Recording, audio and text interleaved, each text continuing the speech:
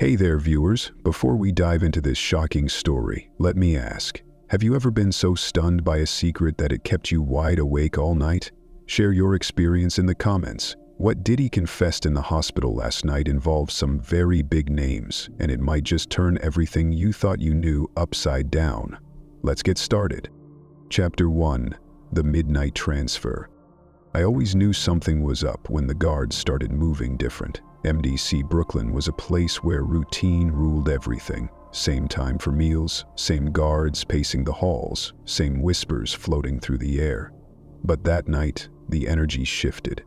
It was in the way the guards stood a little tighter, their eyes sharper, their hands resting just a little closer to their belts. Something was happening. It was late past the time when the inmates usually settled into their bunks, pretending to sleep while their minds stayed sharp for whatever trouble the night might bring. I had been sitting in my usual spot, back against the cold concrete, arms crossed, eyes flicking between the hallway and the ceiling, listening. You could always tell when something was about to go down. The way the air thickened, the way conversations dropped to whispers, the way even the most reckless inmates started watching their backs. Then I heard it. The sound of heavy boots moving with purpose, a low murmur of voices, controlled but urgent, keys rattling against metal. I turned my head just enough to see a group of officers moving down the corridor. Not the usual ones. These were different. Higher-ups. Serious faces, clipped steps. And at the center of it, surrounded like a high-security package, was him. John Diddy Combs. I had seen him plenty of times before, but never like this. The man who used to walk these halls like he still owned the world now looked small, hollowed out.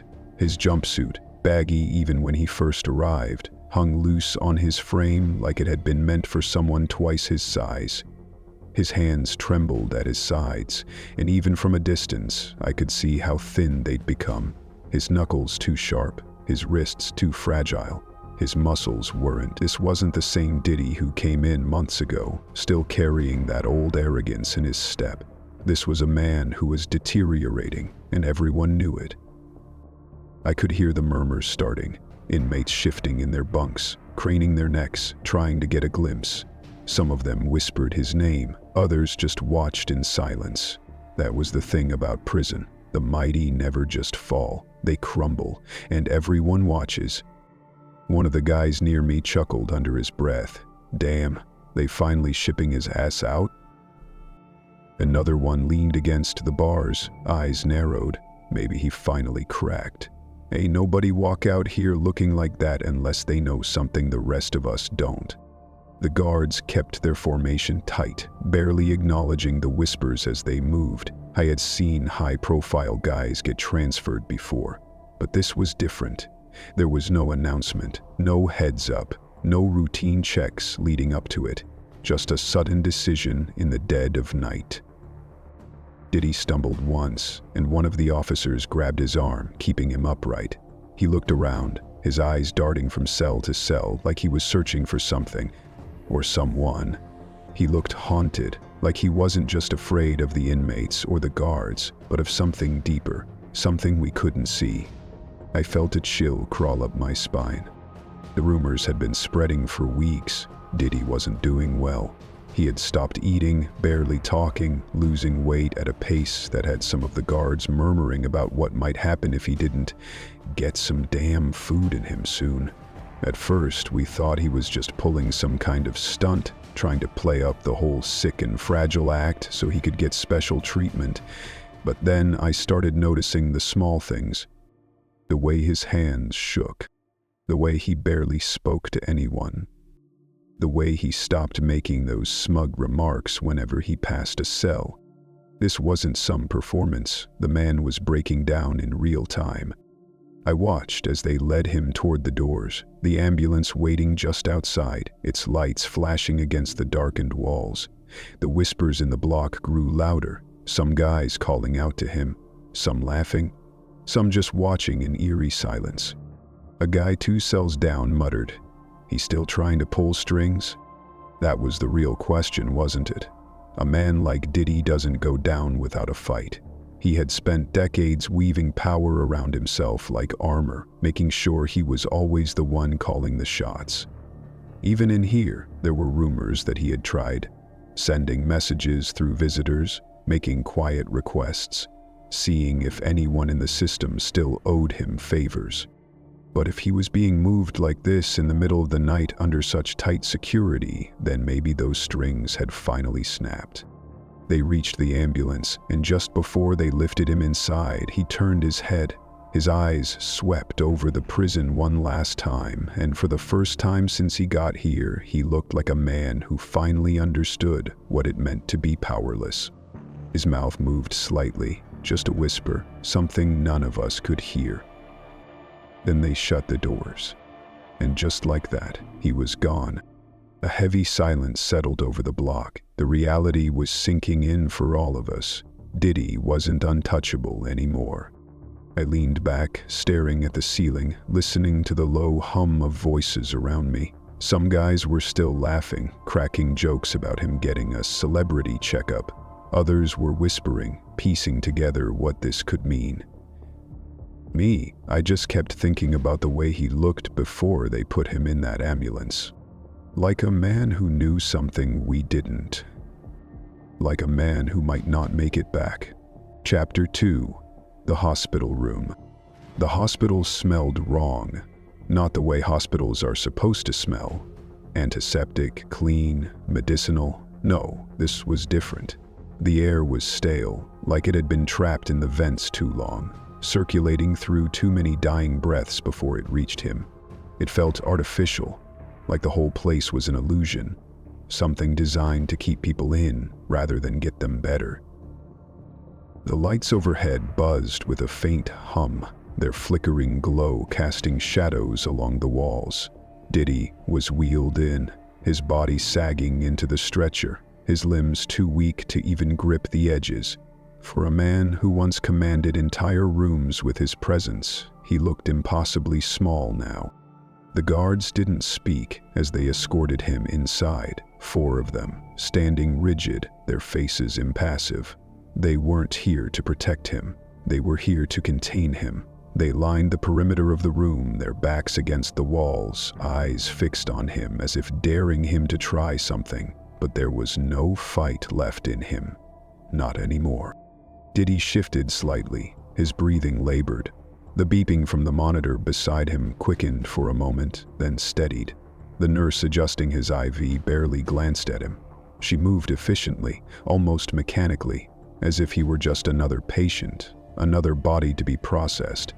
But then she looked up, just for a second, and something flickered across her face. Recognition, disgust, maybe even pity. Diddy noticed it too. His lips parted, as if he wanted to say something, but no words came. He tried again, forcing his voice to emerge, but it was weak, nothing like the commanding tone he used to wield. "You know who I am," he rasped. The nurse didn't answer right away.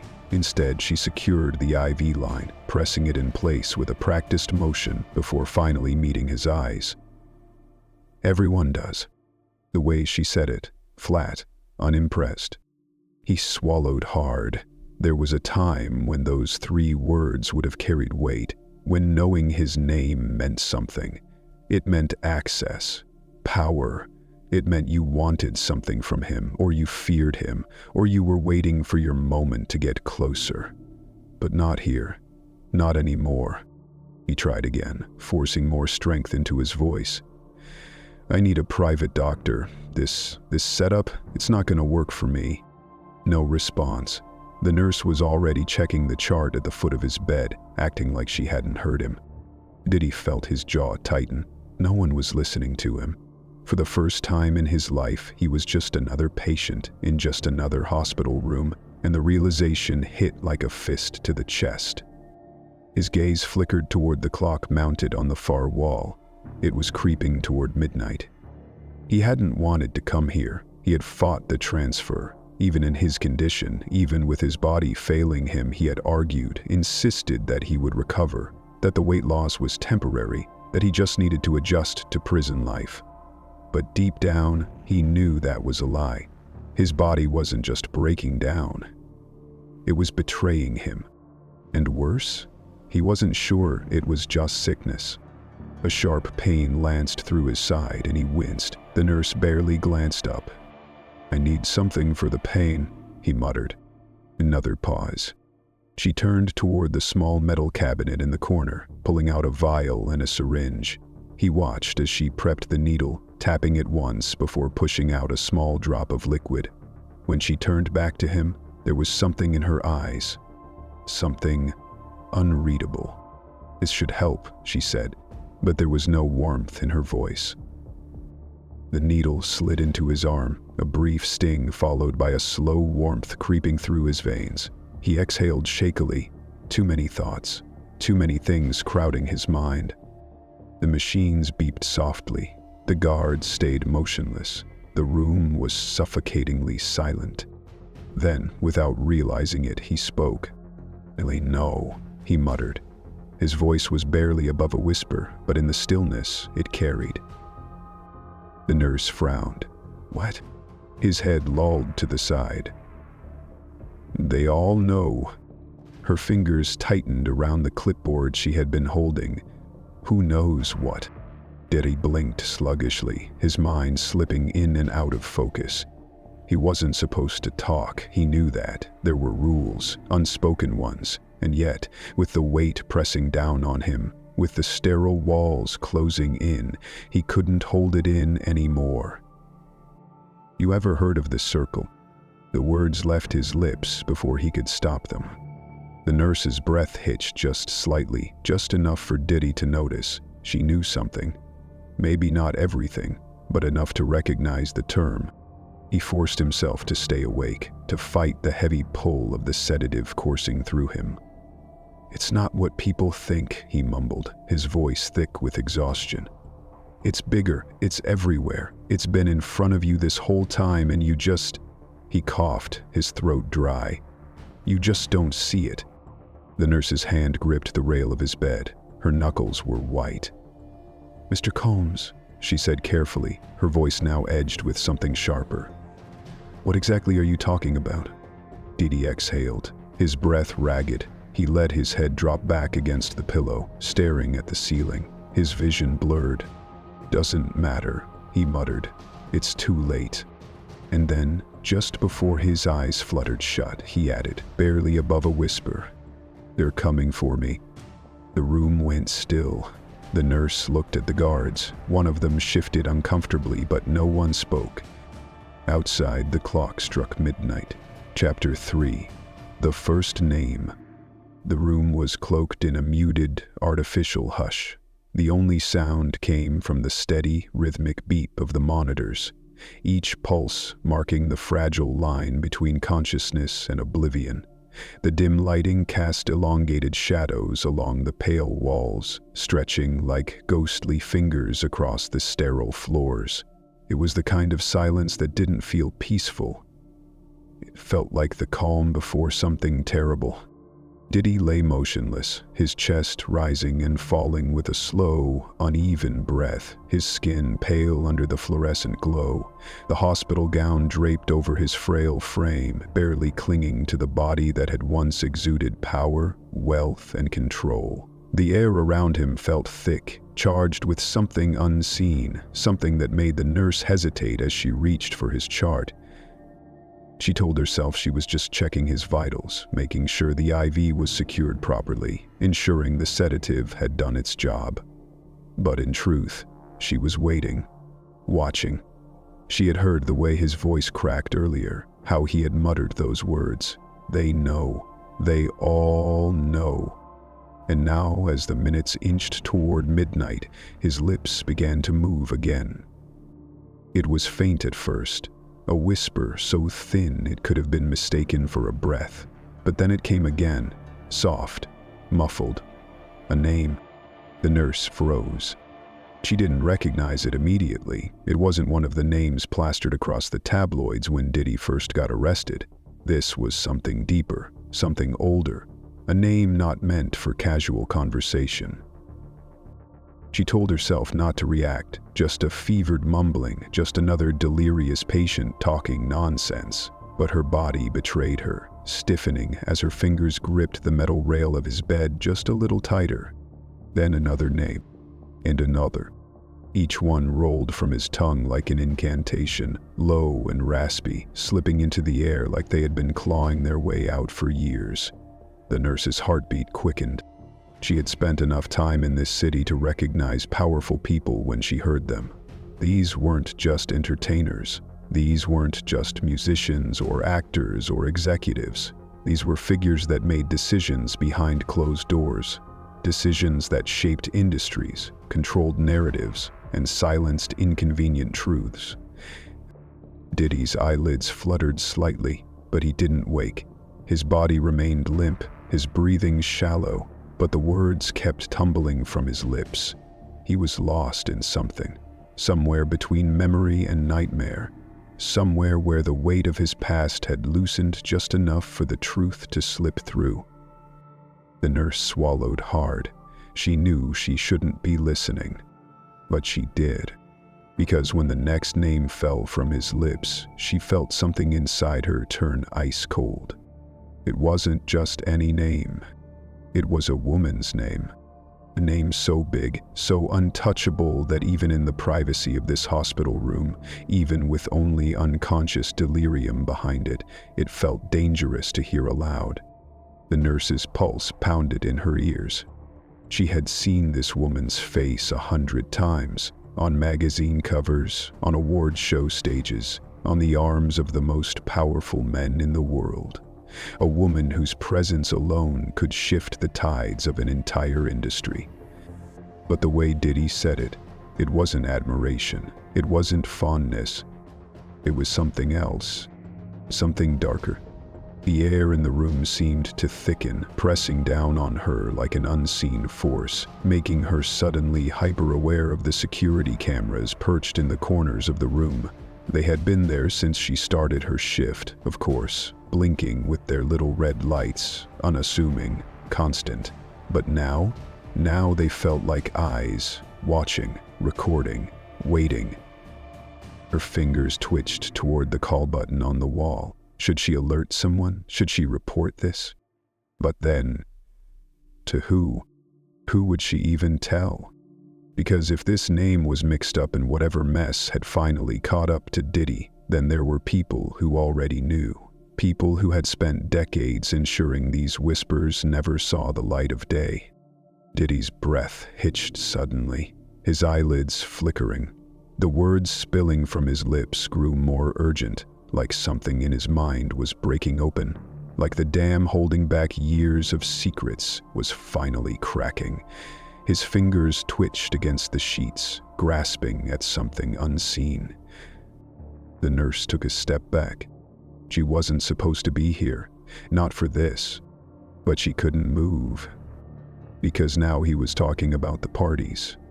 The ones people only joked about in hushed voices, the ones that surfaced in blind items and buried lawsuits before disappearing into the void of forgotten scandals. The ones with masks, hidden rooms, invitations that only reached a select few. She had heard rumors before. Everyone in this city had. The industry thrived on them. Whispers of rituals, of things that happened behind walls too high for the public to see over. They were easy to brush off, dismissed as tabloid fiction, as conspiracy nonsense. But now, here he was, a man at the heart of it all, saying it out loud, spilling it into the cold, sterile air of this hospital room. Her throat was dry. Diddy's voice wavered, his words slipping between reality and whatever fevered nightmare he was trapped in. He described rooms, symbols, codes, the way newcomers were tested before they were let in, the way some were invited deeper while others never showed up again. The nurse felt sick. Her gaze flickered toward the door, as if expecting someone to barge in, but the guards hadn't moved. Were they listening too? Did they already know? Diddy's breathing was ragged now, his voice barely above a whisper. She was there, he murmured, and the nurse felt her stomach drop. She already knew who he meant. The name still lingered in the air like a curse, like something waiting to be wiped away before it could be written down. Then Diddy's head rolled slightly, his face turning toward her, and for the first time since she had walked into this room, his eyes opened. "Ah," she gasped, because he wasn't delirious anymore. His gaze locked onto hers, sharp and knowing, and in that moment, she knew that he knew. He knew she had been listening. His lips parted, the corners twitching into the faintest ghost of a smile, and then he whispered, almost like a joke, almost like a challenge. "They told you not to listen, didn't they?" The nurse stumbled back, her heart hammering against her ribs. Diddy let out a slow, rasping chuckle, his head sinking back against the pillow. Then he closed his eyes. And just like that, the moment was gone. The nurse stood frozen, her breath coming in sharp, uneven bursts. She had heard too much. She knew too much. Her gaze darted once more to the cameras, to the quiet, unblinking red light. Had they recorded this? Had someone been watching, waiting? A chill ran down her spine. She had a choice to make. Pretend she hadn't heard anything, or realize that she might never walk out of here the same way again. Chapter 4. The Circle, a hidden network of power. The room was thick with silence, the kind that seemed to stretch beyond the walls, pressing down on everything inside it. The beeping of the monitors had settled into a slow, rhythmic pulse, counting out the seconds, as if waiting for something to break the stillness. The nurse didn't move. Her fingers were tight against the metal railing of Diddy's bed, her body tense, her breath held without realizing it. She should have walked away by now, should have convinced herself that none of this mattered, but she couldn't. She had already heard too much. Diddy lay there, his eyes half-lidded, body sinking into the mattress, his mind slipping between lucidity and the deep, feverish haze that had loosened his tongue. His lips parted again, but now there was no struggle, no hesitation. The words came freely. "Emily, we're all there," he muttered. The nurse's fingers curled tighter around the railing. Diddy's voice was barely above a whisper, but it carried, each syllable cutting through the artificial quiet of the hospital room. He wasn't just naming names anymore. He was building a world that existed behind the one most people saw, a world that controlled everything but remained unseen. "You think you know who runs things?" he murmured, his eyes flickering beneath closed lids. "But you don't. It's not the ones on the magazine covers, not the ones with the awards. It's the ones who own them." His breathing hitched slightly, the effort of speaking wearing on him. His body was weak, but whatever had cracked open inside his mind wasn't letting him stop now. It was spilling out of him, years of secrecy unraveling thread by thread. The nurse's heart pounded against her ribs. Diddy moved slightly, his fingers twitching like he was reaching for something unseen. His voice took on a strained edge, like he was struggling to hold on to whatever was flashing through his mind. "It wasn't just the parties," he muttered. "It was the favors, the deals, the debts." He let out a breath that sounded almost like a bitter laugh. "You get invited, you don't say no, you take what they give you, but you owe." His head rolled slightly to the side, his voice growing fainter, more uneven. "Some of them didn't even realize what they were signing up for." A long pause. "Some of them liked it." The nurse felt a cold chill creep up her spine. She shouldn't be listening, she knew that. She should have left the room the second he started talking, but she couldn't pull herself away. She was witnessing something she wasn't supposed to hear, something that had only ever existed in whispers and speculation. He exhaled sharply. "They think it's just rumors," he muttered. "They laugh it off, like the jokes don't come from somewhere." His fingers twitched again. "But they know. They all know." The nurse swallowed hard. He wasn't just rambling anymore. He was saying things she had heard before, things that had been passed around in blind gossip columns, in hushed conversations between people who were too afraid to name names outright. But Diddy wasn't holding back. He shifted, his body restless now, like the memories were too much to contain. His voice dropped even lower, hoarse but insistent. It's not just one person, it's a system, a machine. His breath was ragged, uneven. You don't get to the top without playing the game, and the game. His lips curved into something that wasn't quite a smile, something bitter, something hollow. The game never ends. The nurse glanced toward the door, suddenly hyper-aware of the guards outside.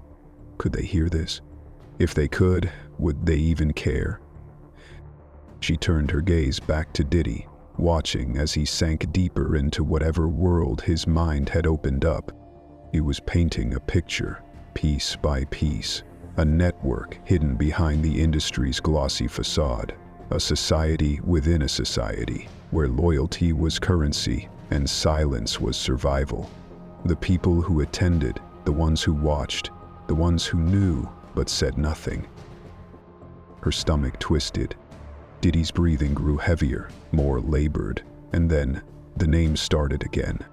Not accusations, not outright claims, just fragments of a decayed empire, slipping from his lips like echoes of something bigger. JC, Leonardo DiCaprio, Jennifer Lopez. The words didn't feel like they belonged in this room, in this moment. They belonged somewhere else, buried beneath years of control, tucked behind layers of power designed to keep people like her from ever getting close to them. She took a slow step backward. Diddy was unraveling, his mind pouring out things that should have stayed locked away. He muttered about meetings behind closed doors, about deals struck in places no cameras could follow, about secrets woven into the very fabric of the industry. And then, his body stiffened. His eyelids fluttered, his breathing hitched. And in that moment, that single, suspended moment, his greatest fear slipped out. And they're coming for me. The nurse's blood turned to ice. Diddy's eyes snapped open, and for the briefest second he was completely aware, fully lucid. No haze, no delirium, no fevered slipping between worlds. He was present, and he was terrified. And the raw panic in his face made her breath catch in her throat. "They know I talked," he whispered, his voice breaking. "They always know." "Do you know where you are?" the sergeant asked. "Is that where people believe?" His gaze darted toward the ceiling, as if expecting something to be watching him. The nurse didn't dare turn around. She felt her hands shake as she reached for the notepad clipped to his chart, as if writing something down would somehow ground her, make this moment feel real instead of something she had imagined. Diddy let out a slow, trembling breath. "It's already too late." The words settled in the air, thick and unshakable. The nurse's mind raced. Had someone already heard this? Were the cameras watching? Had they been recording? She could still walk out of this room. She could pretend she had never heard anything. She could bury this moment deep in the back of her mind and move on with her life, just like everyone else who knew but never said a word. Or she could do something she could never take back. She inhaled sharply, stepping away from the bed. Diddy's eyes were still open, but there was nothing left in them now. He knew. She knew. And somewhere someone else did too. The monitors beeped steadily, the red light of the security cameras blinking like a warning. A choice. She had a choice. But she also knew choices didn't always matter when people like him started talking. Outside, the clock struck 1 a.m. And somewhere far beyond this room, something shifted. Chapter 5. The warning. The air in the hospital room felt heavier, thicker, as if something unseen had settled in. The dim fluorescent lights overhead buzzed, casting a sickly yellow glow over the sterile walls. The beeping of the monitors had faded into the background, a steady pulse that seemed to match the racing of the nurse's heart. It was almost midnight. Diddy stirred, his breathing uneven, his face slick with sweat despite the cool temperature of the room. His body had betrayed him, but his mind His mind was doing something worse. It was turning against him. It was putting pieces together, pieces that had been there all along but had never quite fit until now. The nurse took a step back from the bed, her fingers trembling at her sides. She needed air. She needed to get out of this room, away from whatever madness had seeped into the air. But she couldn't move, because Diddy was waking up. His eyelids fluttered open, and when his gaze landed on her, it wasn't the vacant, drugged-up stare of a sick man. It was sharp, alert, terrified. "Where am I?" His voice was hoarse, cracked with exhaustion. He tried to lift his hands, but the IVs and the sheer weakness of his body kept him tethered to the bed. His breathing hitched as his eyes darted around the room, scanning the corners, the ceiling, the red blinking light of the security camera. And then, as if a switch had been flipped, panic flooded his face. "No," he muttered, shaking his head. "No, no, no, I shouldn't be here. I need to go back." The nurse frowned, unsure of what to say. "Mr. Combs, you need to rest." "No." His voice came out stronger this time, laced with something desperate. His hands trembled as he gripped the bedsheets, as if trying to anchor himself to something real. "Need to go back. I need to go back now." The nurse hesitated, exchanging a glance with the guards stationed by the door. They weren't moving yet, just watching, their expressions unreadable, but even they looked uneasy. Diddy's breathing was coming faster now, his chest rising and falling in sharp, shallow bursts. He knew something he wasn't supposed to say, something that had finally slipped past the layers of control he had built over decades, and now it was too late to take it back. "No, I talked," he whispered, his voice barely audible, his hands clenched into fists, gripping the sheets so tightly his knuckles turned white. "They know." A heavy silence fell over the room. The nurse felt something cold slide down her spine. The guards shifted, exchanging quick, uncertain glances. They had seen all kinds of men break before. They had seen inmates scream, cry, lose themselves to fear and regret. But this was something else. Diddy wasn't just scared, he was unraveling. The weight of what he had said, the names that had slipped past his lips, the dark puzzle he had started to put together. It was crushing him, and now he realized he had made a mistake. He turned his head sharply toward the nearest guard, his eyes wild. "You have to get me out of here," he pleaded. "You have to take me back, right now." "Mr. Combs." The nurse tried again, but he cut her off with a sharp shake of his head. "You don't understand," he hissed, his voice dropping to a low whisper. "This place isn't safe. They can get to me here." The nurse felt the air shift. "Me?" she asked, even though she wasn't sure she wanted to hear the answer. Diddy's gaze snapped to hers, and for a brief second she felt the weight of something far bigger than herself pressing down on her. "You think you're safe?" he asked, his voice eerily calm now, but his eyes still flickering with panic. "You think because you wear that uniform, because you have that badge, that you're untouchable?" His breathing grew more erratic. "You're not. None of us are." The nurse took an involuntary step back. The guards didn't speak. They just stood there, listening, waiting. And then Diddy started talking again. But this time, he wasn't just muttering names. He was making connections. He spoke of people who had vanished overnight, celebrities who had gone silent, careers that had crumbled for no clear reason. He talked about actors, musicians, politicians, figures who had once been powerful and then, suddenly, weren't. "They don't just disappear," he said, shaking his head. "They're erased." The words hung in the air like a death sentence. The nurse tried to steady her breath, but the room felt smaller now. Diddy's voice dropped lower, almost like he was speaking to himself now. "I thought I was untouchable," he murmured, his fingers loosening slightly on the sheets. But nobody is. Not in this game. The words sent a fresh wave of unease through her. This wasn't just paranoia. This was a man who had lived inside the machine, who had seen how it worked, who had spent years thinking he was above it, only to realize too late that the machine didn't have favorites. And now he was watching it close in on him.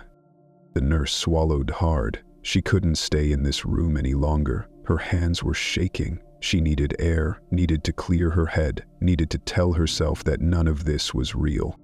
"Excuse me," she muttered, stepping toward the door. The guards didn't stop her.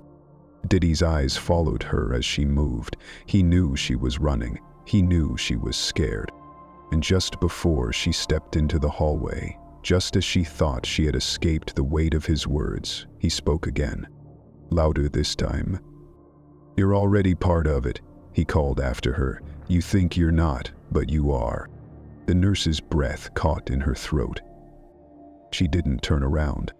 She didn't want to see the look in his eyes. She stepped into the hallway and let the door swing shut behind her. The cool air of the corridor felt like a slap to the face. Her heartbeat was too fast, her skin clammy, her mind racing in too many directions at once. He was just sick, delirious, rambling nonsense. That's what she told herself. But deep down, something had shifted inside her. Because a part of her knew.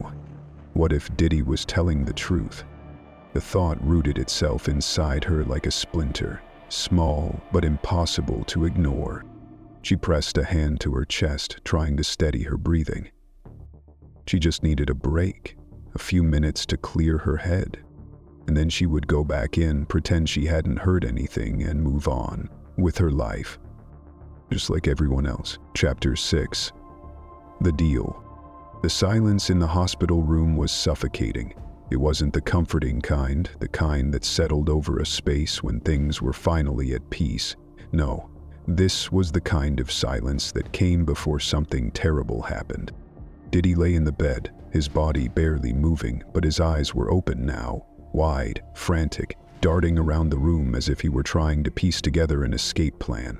He had spent his entire life knowing how to talk his way out of things, how to bend situations in his favor, how to make people do what he wanted. But something was different now. His power was slipping. The nurse had only been back in the room for a few minutes, but she could feel the shift in the air immediately. Diddy was in survival mode. She could see it in the way his fingers twitched against the thin hospital sheets, his lips pressed into a firm line, his jaw clenched like he was holding back a scream. His mind was working, scrambling, trying to find a way out. Then finally he spoke. "I need a phone." His voice was hoarse but determined. That old authority still lingered, buried beneath the panic. The nurse glanced at him but said nothing. She didn't need to. He wasn't asking her. He was demanding. "I need to make a call." His voice was stronger now, more desperate. Right now, the nurse didn't move. She wasn't stupid. No one was giving him a phone. Diddy turned his head slightly, his sharp gaze locking onto her. "Look," he said, lowering his voice, trying a different tactic. "I know you think you're just doing your job, but this," he gestured weakly at himself, at the room, at the guards standing like statues by the door. "This isn't normal." The nurse swallowed. He wasn't wrong. None of this felt normal. Diddy exhaled sharply, his frustration mounting. "I can fix this," he said, his voice tinged with that same confidence that had once made him untouchable. "I just need a call. One call." Still silence. His breath hitched, his throat working as if he were trying to swallow the growing panic clawing up his chest. He was losing them. He turned his attention to the guards. "You?" he called, his voice breaking slightly as he focused on the nearest one. "You know who I am." His chest rose and fell with uneven breaths. "You know what I have, what I can do." "Nothing." Not a flicker of emotion, not even a glance. His lifelines were gone. Diddy's breathing quickened, his body trembled. He turned back to the nurse, his voice cracking now. "You don't get it. This isn't about me. You think I'm a monster? You have no idea what's out there." The nurse felt something deep in her stomach tighten. She had expected a lot of things when she walked into this room. Begging, threats, even the last remnants of whatever charm he used to get people to do what he wanted. But not this. Not fear. Because that's what it was. Pure, unfiltered terror. Diddy's voice dropped to a near whisper. "You think I'm the worst of it?" He shook his head, his gaze piercing. "I was never the worst. I was just a piece, a player. The real ones? You don't even know their names." The nurse's hands tightened around the clipboard she was holding. She had spent her entire shift telling herself this was just another patient, just another delusional man with too much time to think. But now she wasn't sure. Diddy let out a sharp breath. His fingers twitched again, gripping the thin blanket over his lap like it was the only thing keeping him tethered to reality. His lips parted like he wanted to say something else, something bigger, something final. But then something in his expression changed. The fear was still there, but now there was something else. Realization. He blinked, his body tensing, his pupils dilating slightly. Then, slowly, his eyes flickered to the security camera in the corner of the room. The nurse followed his gaze, but she didn't see anything different. Just the same blinking red light, steady and unchanging. But Diddy saw something else. His breathing hitched, his fingers dug deeper into the blanket. And then, his voice dropped so low it was barely a breath. "They're already listening." A cold chill ran down the nurse's spine. Diddy's breathing grew shallow, his body stiffening, his gaze locked on the camera like it had just whispered something back to him. "No," he muttered, his voice raw, hoarse. "No, no, no. Not yet. Not now." The nurse took a step back. She didn't know why. She wasn't in danger, nothing had changed. But every instinct in her body was screaming at her to leave the room. Diddy's hand jerked up suddenly, gripping her wrist with unexpected strength. She gasped, trying to pull away, but his grip was tight, desperate. "Listen to me," he whispered harshly. "I need to get out of here. I don't care what it takes. Whatever number you want, whatever you need, I'll make it happen." His breath was ragged, uneven. "But you have to help me. Now." The nurse yanked her arm free, stepping back so fast she almost tripped. The guards moved for the first time all night, shifting just slightly, as if they were waiting for something, anticipating the next move. Diddy noticed, and for the first time since she entered this room, his panic wasn't just fear, it was acceptance. He knew this was it. His chest rose and fell rapidly. His fingers twitched at his sides, but this time he didn't reach for anyone. His gaze went distant, unfocused. His lips parted slightly, but no words came. The nurse felt a lump rise in her throat. He had spent his entire life untouchable, unshaken, in control. And now, lying in this hospital bed surrounded by people who wouldn't even speak to him, he was nothing. Diddy exhaled sharply, his head tilted back against the pillow. And then he laughed. It was quiet, barely more than a breath, but it was real. The nurse didn't move. Neither did the guards. For a long moment, the only sound in the room was the faint, steady beep of the monitor beside him. Then, finally, Diddy spoke again. "You think you've won?" He let out another breathy laugh, his chest barely rising with the effort. His gaze flickered back to the ceiling. "You think any of this is over?" The nurse's breath hitched. Diddy's fingers twitched once more. His body sagged slightly into the bed. And then, just before his eyes fluttered shut, he whispered, almost like a prayer, You don't stop the game, you just wait your turn." The room went silent. The nurse felt her stomach twist. She turned on her heel and walked out of the room without looking back. Chapter 7. The Shadow That Follows. The room was dim, but the weight of the silence was like a pressure pressing in from all sides, suffocating every corner. Diddy's whispers had turned into frantic mutters, the kind that only made sense to him and to no one else. His body, still so frail and hollow, shifted uneasily under the sheets, as if he were trying to escape something unseen, something that wasn't just in his mind, something far darker. "Names have power," he mumbled again, his voice barely above a breath, hoarse and strained. "You don't understand. Some names are never meant to be spoken aloud." The nurse, standing at the foot of his bed, felt the shiver creep up her spine.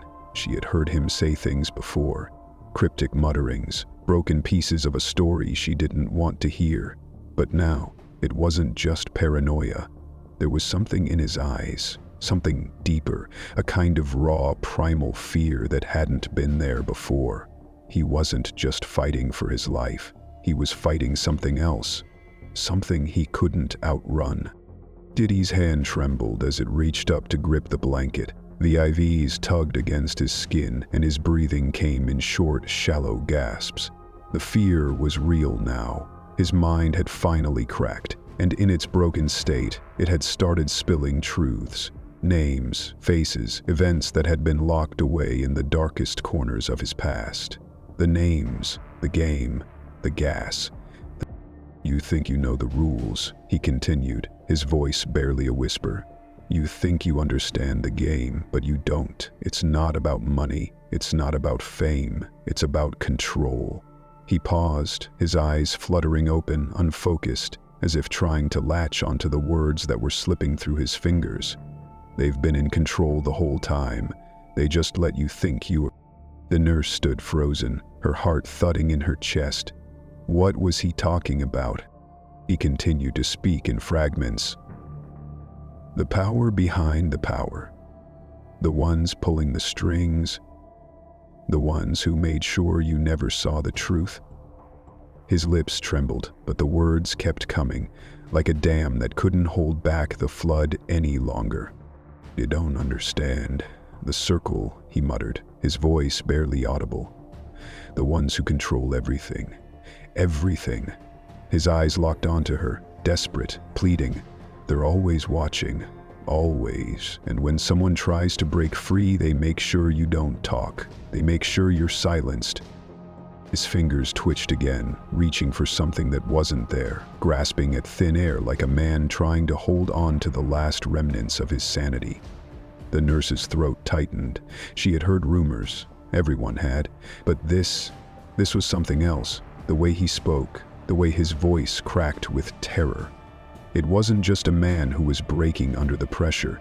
It was someone who knew what happened when you crossed a line. A faint buzz sounded from the machine next to him, a soft beep that quickly escalated into a shrill warning. The nurse's breath caught in her throat. Something wasn't right. Diddy's body jerked suddenly. His hand spasmed, gripping the sheets so tightly his knuckles turned white. His lips parted, but the words that came out were nothing more than incoherent gasps. "They know. They're coming. They..." His voice faltered, and for a moment the room was so still, so quiet, it was as if time itself had stopped. And then, just as the nurse stepped forward, the beeping grew frantic. Too frantic. The monitors blared, a loud, jarring sound that seemed to shake the walls. Diddy's body convulsed, his back arched suddenly, lifting off the bed in a way that didn't look natural, like something was taking over him. He gasped, his chest rising and falling in rapid, shallow breaths. His eyes were wide open, pupils dilated, but there was no recognition in them, just pure, unadulterated terror.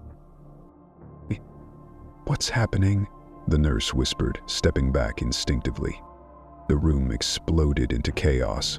The guards rushed in, slamming the door open as they shouted for assistance. Diddy's body trembled violently, his hands flailing at the air. like he was trying to push something away, something invisible but unavoidable.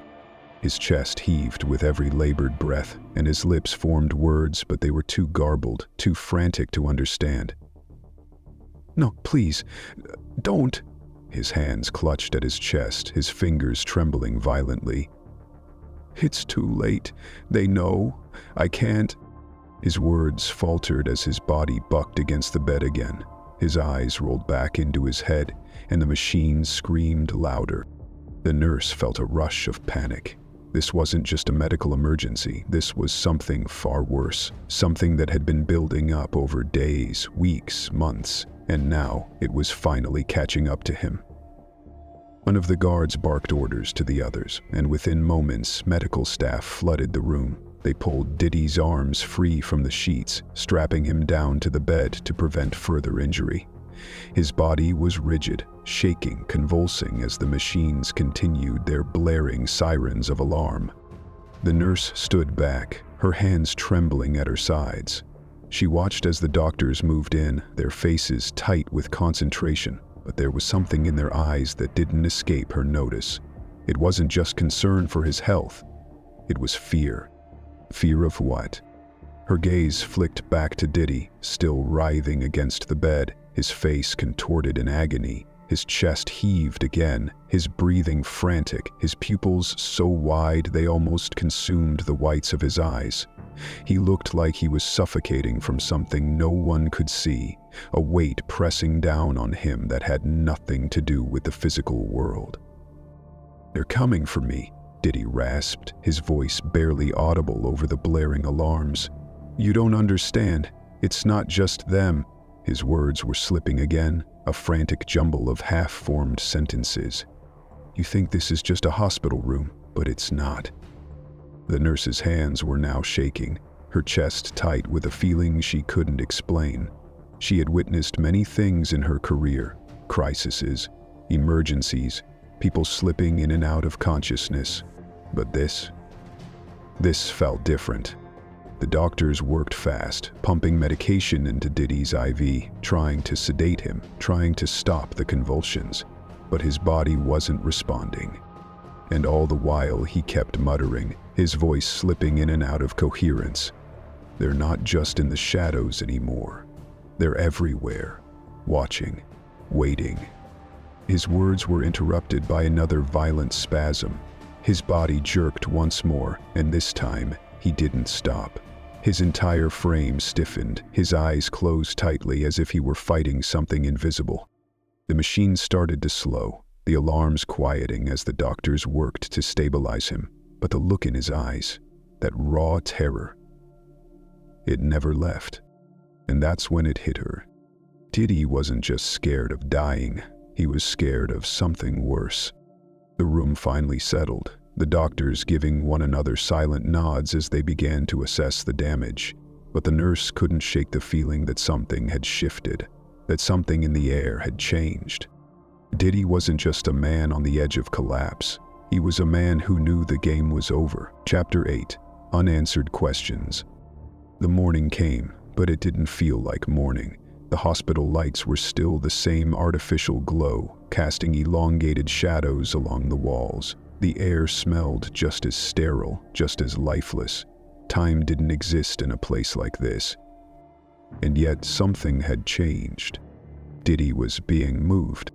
The gurney's wheels squeaked softly against the linoleum floor as two orderlies pushed him through the hallways, his body strapped down, the IV still in his arm.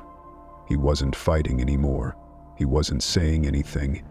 His face was blank, expressionless in a way that was unnatural, like all the life had been drained out of him overnight. The doctors didn't speak as they walked beside him, their gazes carefully neutral. The guards escorting them were just as silent, their movements mechanical, precise. This wasn't just a routine transfer. This was something else, something colder. The hospital corridors stretched endlessly, their walls devoid of anything that made them feel human. No noise, no murmurs from other rooms, no signs of life. It was as if everything had been scrubbed clean. And then the final door opened. Outside, the morning air should have felt different, brisk, fresh, something that reminded people they were still alive. But it didn't. It felt just as cold, just as heavy as the air inside. The sky was gray, the sun barely cutting through the thick clouds. Diddy was loaded into the back of an unmarked van. No ambulances, no media, no reporters, no questions.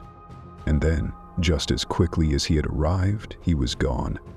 Inside the hospital, behind those sterile white walls, there was one person missing.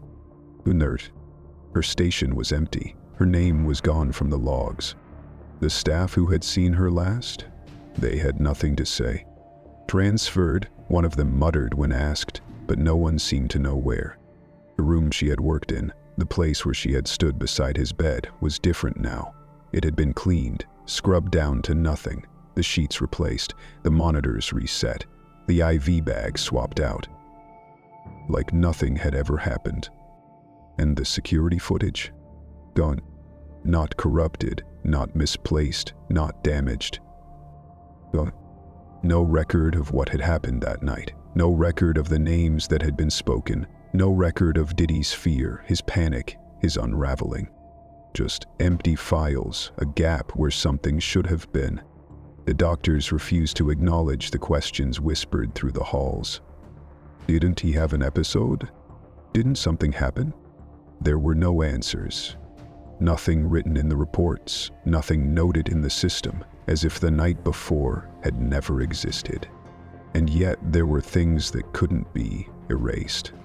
The feeling in the air, the way people walked a little faster past his old room, the way certain staff members refused to look at each other. There were no words spoken about it, but everyone knew. Something had happened. Something that was never meant to leave those walls.